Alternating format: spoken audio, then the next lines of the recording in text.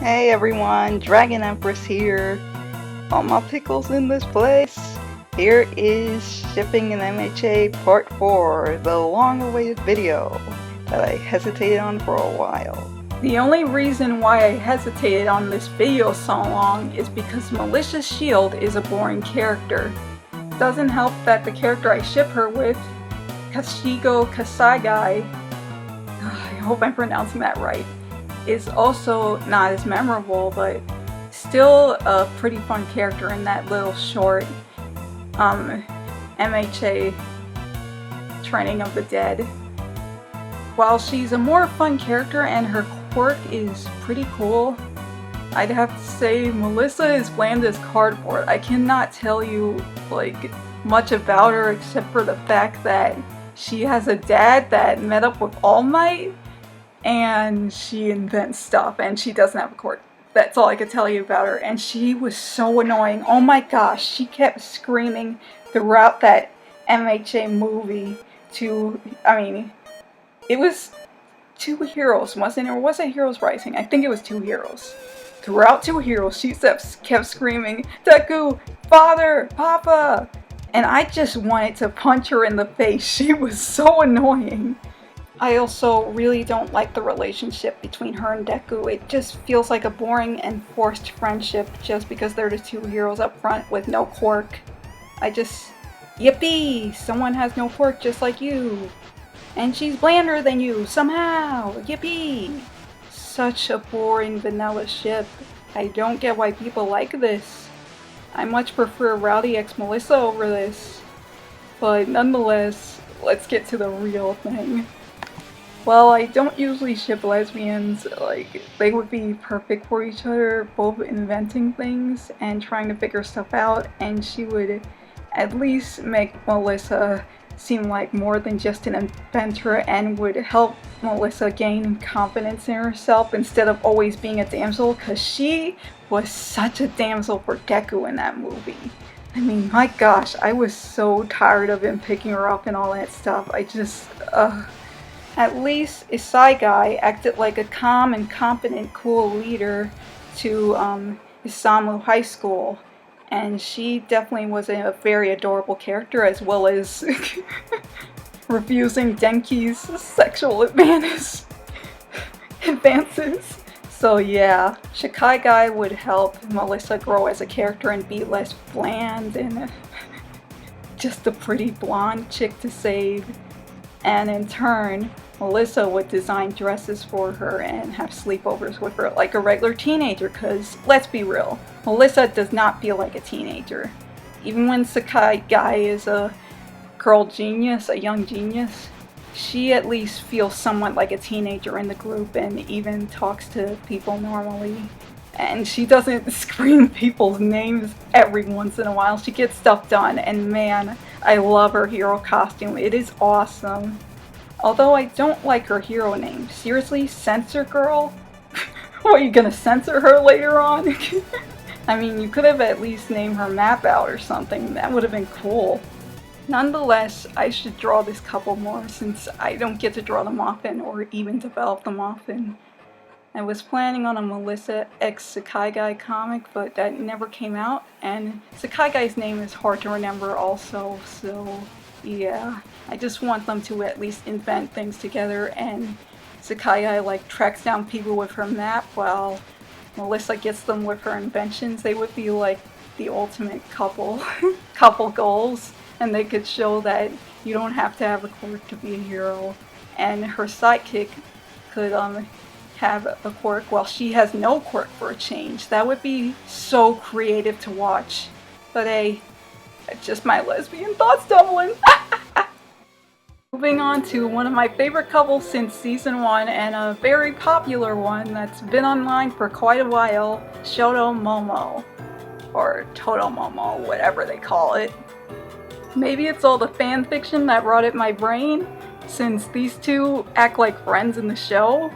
But how they work together and what they do, and the fact that he respects her boundaries, doesn't even flirt with her even though her power involves taking off her clothes, it's really cool in my opinion. and they're very calm, cool, collected. They know how to think through things, and when they work together with Aizawa, I was just, oh, yep, that's my couple right there. I don't care if she spends more time with Ida or has more similarities to Ida. I love this couple more. It's just so interesting. And I wish Momo met Shoto's family, because that would bring a whole new can of worms to the conversation. Like, how would she interact with Endeavor? How would she interact with Rei Todoroki? Bayumi Todoroki? Natsuo Todoroki? How would she interact with all of them? How would she react to Dabi? I mean, she does have the power to create anything, so that would surely make for some definitely interesting, funny, and embarrassing interactions, especially with the fact that she has to take off some of her clothes to, like, create stuff with her quirk.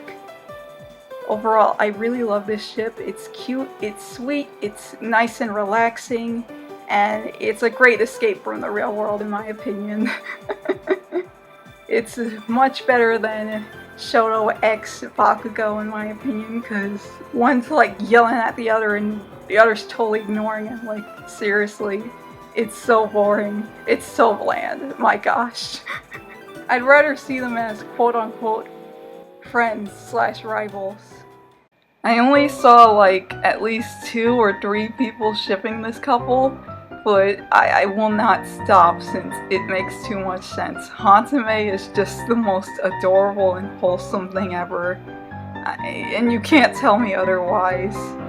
I mean, a hyperactive girl, nerdy girl, a nerdy guy who like uses tape to save the day and he could fix all her inventions. That just screams shipping material, and I don't know why MHA didn't go with this option.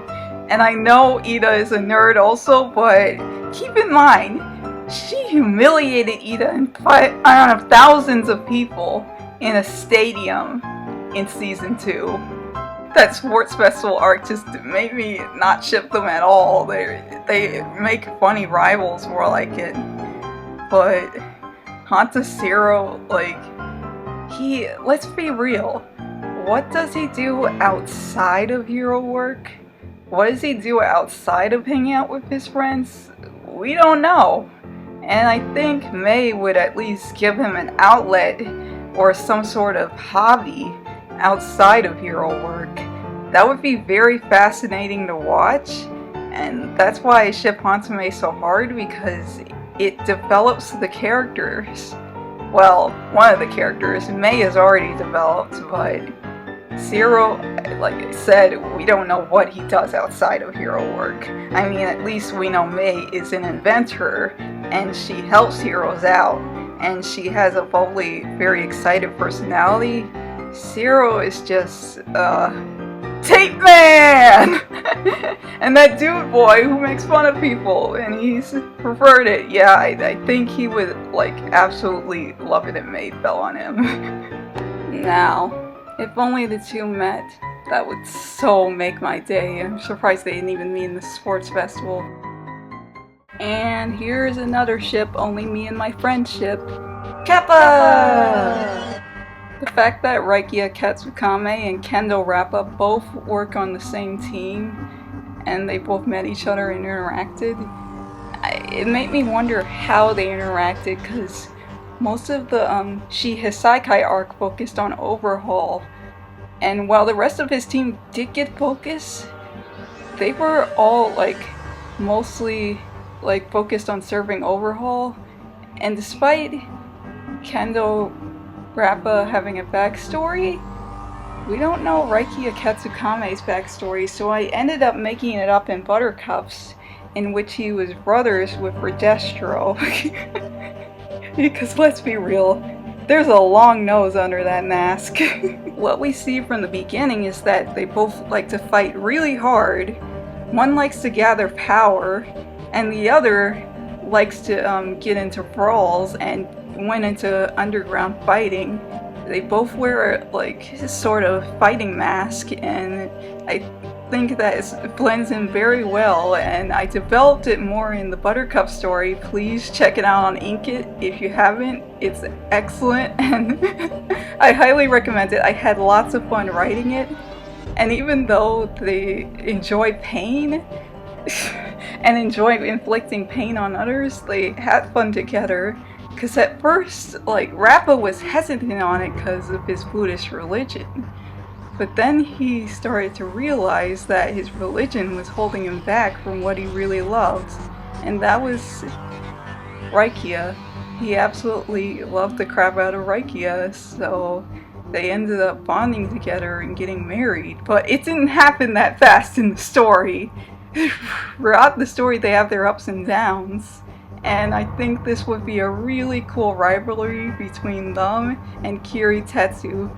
Speaking of Kiri Tetsu, that is my favorite gay ship in this series. I absolutely love their chemistry as friends, and sometimes they even act like lovers at some points. When how dramatic they act about being manly and being cool. And even though the Class 1A does a constant comparison of them being alike, I can't help but ship them. And I even made them take care of Tamashiro in my Kiri Tetsu one-shots. It's absolutely adorable. And the voice actors, they just do such a good job portraying Tetsu and Gyojiro Kirishima. I just love it. The comedic timing is just well thought out between these two, and I hope I get to see them more in the future.